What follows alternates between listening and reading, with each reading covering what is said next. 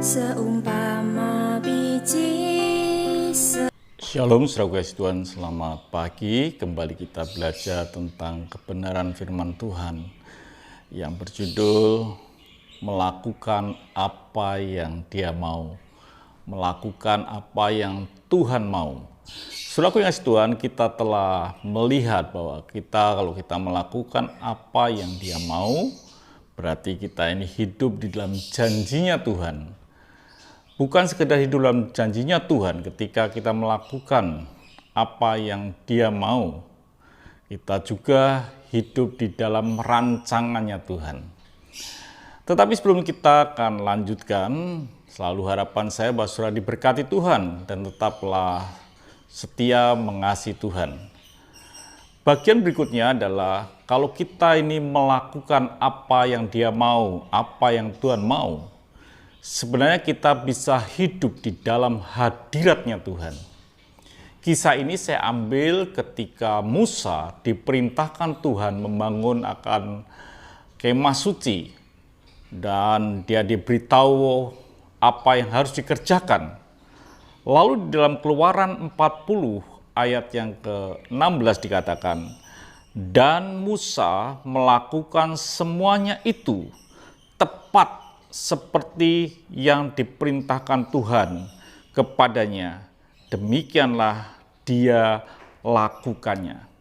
Jadi Musa melakukan tepat seperti apa yang Tuhan perintahkan.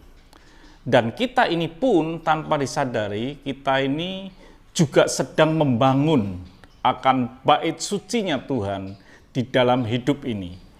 Dan kita tahu bahwa kalau kita ini melakukan apa yang Tuhan mau, maka kita bisa tinggal di dalam hadiratnya.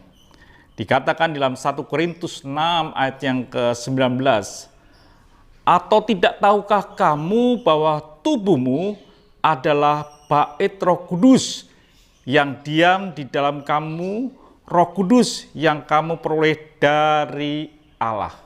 Jadi hidup kita ini adalah bait Roh Kudus. Dan kita bisa membangun sesuatu dalam hidup kita ini untuk Tuhan bertahta di dalam hidup kita kalau kita melakukan apa yang Dia mau. Dan kalau kita melakukan apa yang Dia mau, jelas bahwa kita hidup di dalam hadiratnya Tuhan. Bukan sekedar di dalam janjinya atau rancangannya, tapi kita bisa hidup di dalam hadirat Tuhan. Itu sesuatu yang luar biasa. Kita bisa menghidupi hidup kita ini bersama dengan hadiratnya Tuhan. Dalam Keluaran 40 ayat yang ke-34 dikatakan, lalu awan itu menutupi kemah pertemuan dan kemuliaan Tuhan memenuhi kemah suci. Setelah Musa melakukan tepat seperti yang Allah perintahkan, maka hadirat Tuhan yang berupa awan itu memenuhi akan kemah suci itu. Ini bukti bahwa orang yang melakukan kehendaknya, orang itu akan hidup di dalam hadirat Tuhan. Bahkan dikatakan Keluaran 40 ayat yang ke-38, sebab awan Tuhan itu ada di atas kemah suci pada siang hari, dan pada malam hari ada api di dalamnya, di depan mata seluruh umat Israel pada setiap tempat mereka berkemah. Di mana mereka berkemah, hadirat Tuhan tidak meninggalkan dia. Hadirat Tuhan ada senantiasa.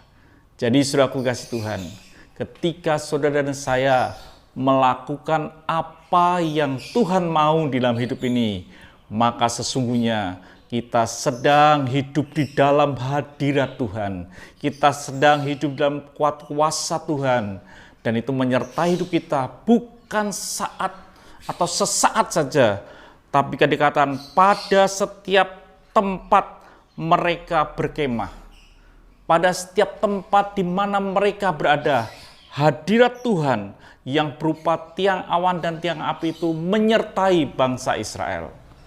Hal yang sama, ketika saudara dan saya melakukan apa yang Tuhan mau, bukan apa yang kita mau, tapi apa yang Dia mau, maka kita sedang hidup di dalam hadirat-Nya.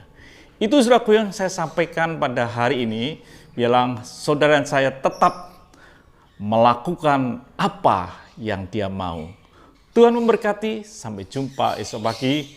Mari kita berdoa. Kami bersyukur bila kami ya Tuhan, kami membangun akan hidup kami dengan melakukan apa yang Engkau mau. Dan kami tahu kami akan hidup di dalam hadirat-Mu. Terima kasih Bapa untuk pagi ini. Berkati ya Tuhan Yesus, semua yang mendengarkan pada pagi ini. Dalam nama Tuhan Yesus Kristus kami bisa berdoa dan mengucap syukur. Haleluya. Amin. Tuhan memberkati. Sampai jumpa esok pagi.